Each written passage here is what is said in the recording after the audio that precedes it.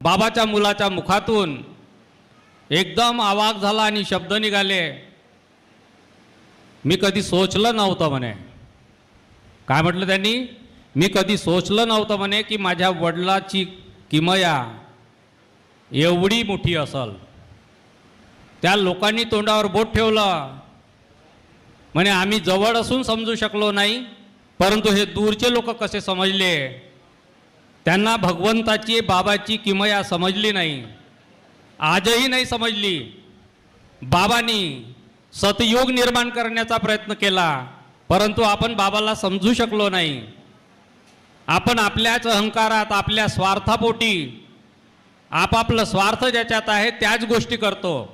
कधी आपण विचार केला नाही की बाबाची कृपा काय आहे आणि बाबा काय चाहत आहे.